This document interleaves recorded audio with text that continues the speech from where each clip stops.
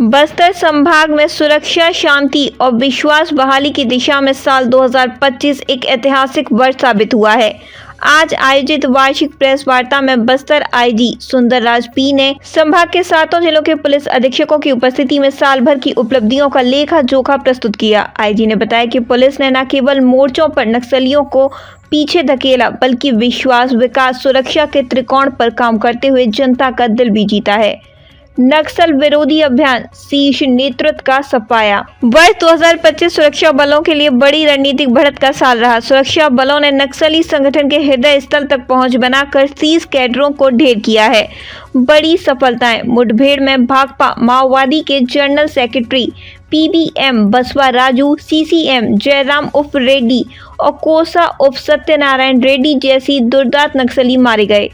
हथियारों की बरामदगी। कुल 677 अत्याधुनिक हथियार बरामद किए गए, जिनमें 42 AK-47, 39 SLR और 47 इंसास राइफलें शामिल हैं। पूना नारगेम अभियान। मुख्यधारा में लौटते कदम। बस्तर पुलिस की पुनर्वास नीति। पूना नारगेम नई सुबह के सकारात्मक परिणाम सामने आए हैं।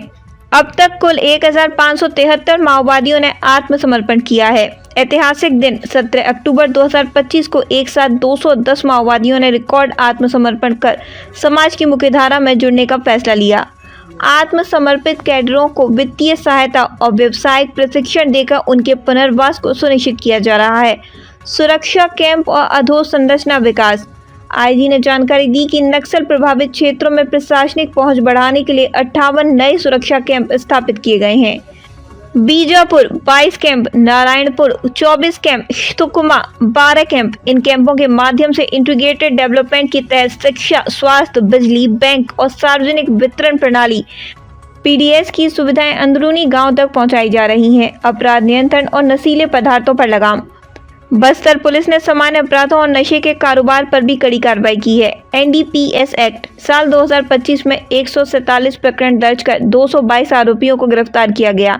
लगभग 15.64 करोड़ रुपए मूल्य के मादक पदार्थ, गांजा, चरस आदि जब्त किए गए।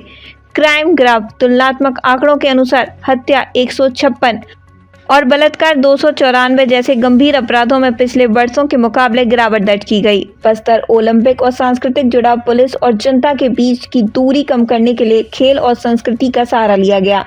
बस्तर ओलंपिक। इसमें रिकॉर्ड 3,91,000 लोगों ने पंजीकरण कराया, जो बस्तर के युवाओं के बदलते नजरिए को दर्शाता है।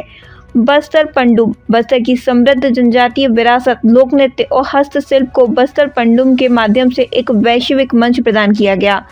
पुलिस बल का सुदृढ़ीकरण। दिसंबर 2025 बस्तर रेंज के 7 जिलों में 1592 नए आरक्षकों का चयन किया गया। इसमें महिला अभ्यर्थियों की बड़ी संख्या सामाजिक समावेश और महिला सशक्तिकरण का प्रतीक है। इसमें पुलिस की परिचालन क्षमता और तकनीकी दक्षता में भारी वृद्धि होगी। निष्कर्ष। आईजी सुंदरराज पी ने स्पष्ट किया कि जनसेवा और सुरक्षा ही बस्तर पुलिस का मूल मंत्र है। उन्होंने कहा कि आने वाले समय में अंतर्राज्यीय समन्वय तेलंगाना, उड़ीसा, महाराष्ट्र को और मजबूत कर माओवादियों की सप्लाई लाइन को पूरी तरह ध्वस्त किया जाएगा। देखिए, सबको ये विषय को समझना जरूरी है। नक्सल आंदोलन के कारण से किसी का कोई भला नहीं हुआ, किसी को कोई फायदा नहीं हुआ। उल्टा क्षेत्र की जनता का, जैसा 2000 से अधिक हमारे निर्दोष आदिवासी, ग्रामीण, महिला, पुरुष, बच्चे का माओवादी हिंसा के कारण से उनका जान चले गए थे, उनके जान माल का नुकसान हुआ। कई शासकीय संपत्ति, प्राइवेट संपत्ति का नुकसान हुआ। कई ऐसे निर्दोष लोग जो सब जंगल में महुआ भी निकली गए थे, माओवादी द्वारा लगाए गए ID कारण से उनके जान चले गए थे। 6 महीने के बच्चे का माओवादी ने एराबोर घटना में जिंदा जला दिया थे।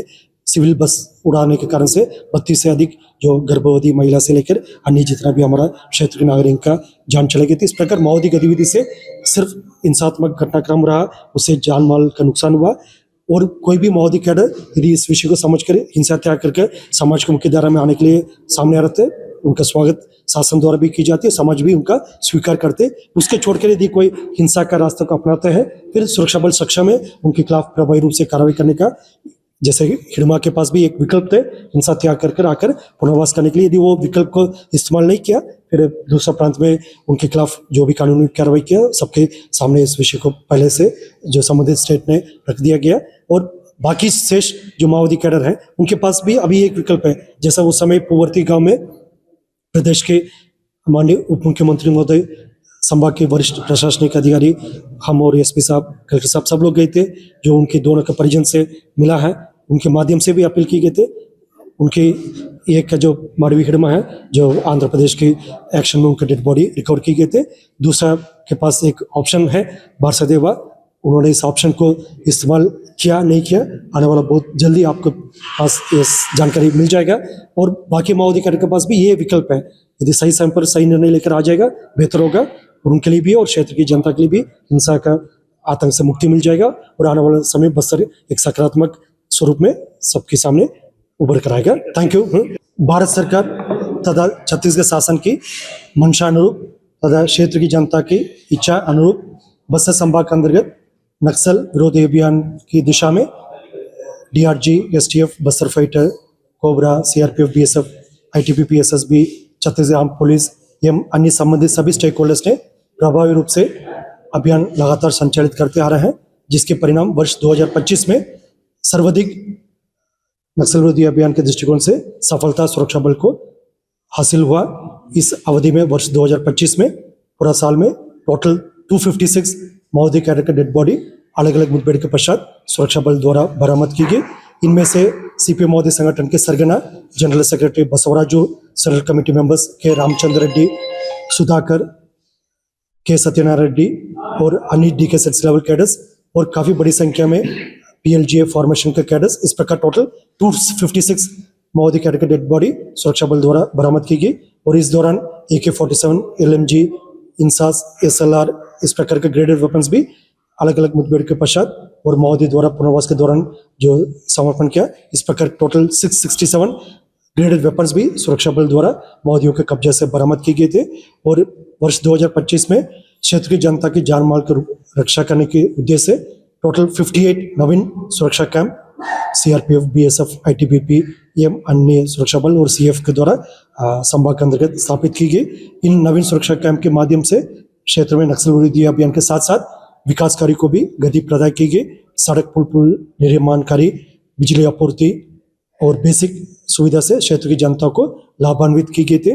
और अन्य जितना भी जो अपराध है, जिसमें बॉडी रिलेटेड ऑफेंसेस है, संपत्ति संबंधित अपराध है, महिला के विरुद्ध में जो अपराध है, उसमें बस्तर संभाग के अंतर्गत वर्ष 2025 में एक आंशिक कमी देखने में मिला है। सड़क दुर्घटना में होने वाला जो मृत्यु और नुकसान में भी वर्ष 2025 विगत साल की तुलना में बस्तर संभाग के अंतर्गत एक आंशिक कमी हमको देखने मिला है। वर्ष 2026 के लिए हमारा एक लक्ष्य है, एक संकल्प है। जिस तरीके से 2025 में हमको एक निर्णायक बढ़त प्राप्त हुआ, उसको आगे बढ़ाते हुए शासन की जैसा मंशा है, एक लक्ष्य है, नक्सल मुक्त बस्तर, नक्सल मुक्त छत्तीसगढ़ और नक्सल मुक्त भारत, इसी दिशा में लगातार सुरक्षा बल द्वारा संकल्पित होकर काम करेगा। और आने वाला बहुत जल्दी बस्तर संभाग के अंतर्गत नक्सल गतिविधि को पूर्ण रूप से समाप्त करते हुए इलाके में एक सुरक्षित वातावरण निर्माण करने के साथ साथ विकास कार्य को भी गति दिया जाएगा। और इसी दिशा में हमारा सभी जिला में सुरक्षा बल, पुलिस एवं सभी संबंधित स्टेक होल्डर्स लगातार आने वाले समय में एक मजबूत संकल्प के साथ, एक मजबूत इरादे के साथ कार्रवाई करेगा। इस दौरान मैं क्षेत्र की रक्षा के लिए हमारा सुरक्षा बल सदस्य जिन्होंने सर्वोच्चतम बलिदान दिया, उन सबको भी नमन करते हैं। और उनकी जो बलिदान से प्रेरणा लेकर आने वाला बहुत जल्दी इलाके में नक्सल गतिविधि को पूर्ण रूप से समाप्त करने में हम संकल्पित होकर काम करेगा।